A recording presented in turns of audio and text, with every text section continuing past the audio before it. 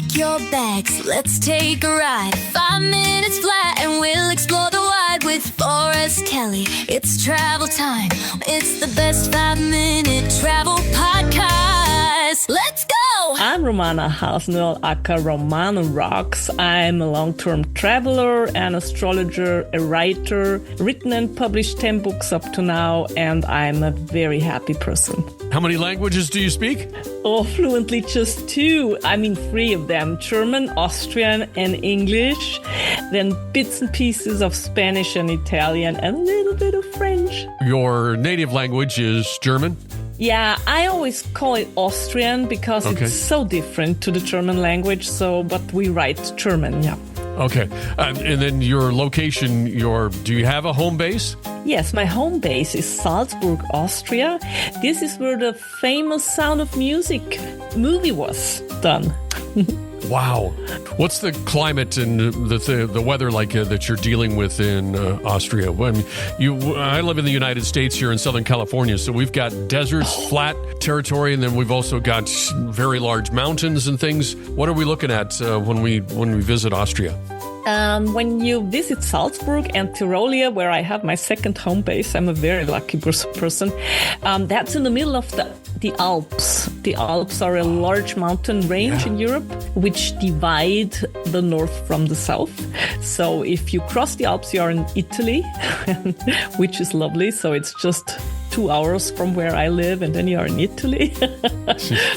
And so the climate is, we have medium summers with temperatures we do in Celsius, right, between 25-35 Celsius. I don't know what that in Fahrenheit is.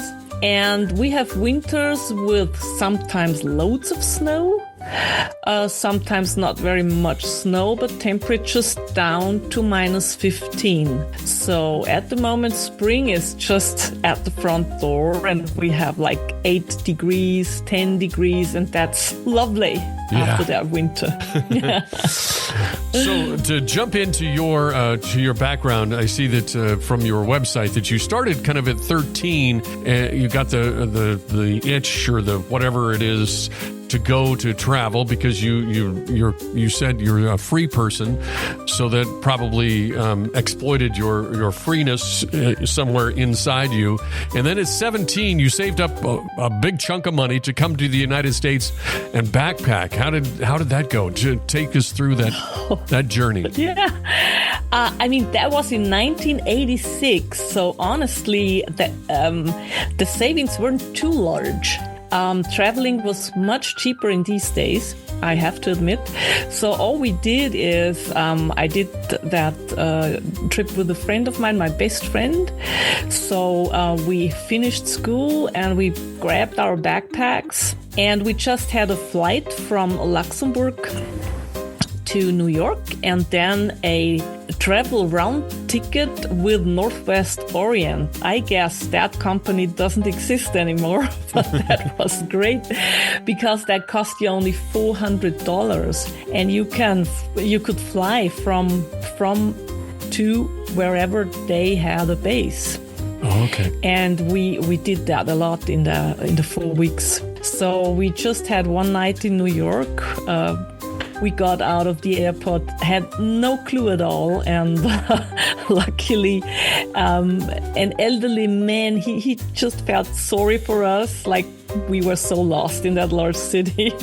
He organized a hotel for us in a nice part of New York, and he explained that we should be careful. This is a large city; it might be dangerous. We were just 2 chicks from Austria, had no clue at all. So you didn't do a whole lot of research then? You just research. These were the 80s. How could you do research? You had like a small booklet with travel the US for $20 a day. That was it. The Foder's Guide, and here we go. You did more research on buying the plane ticket than you did actually what you were going to do. So you spent a night in New York. How did that first night go? For me, it was amazing. I've never been in a large city before. So Salzburg has about 150,000 people living here, right? That's a small town for US. And yeah, of course, we visited the lady on the rock. How do we call it? Lady Liberty. That's how we call her. and all those large buildings. We were just.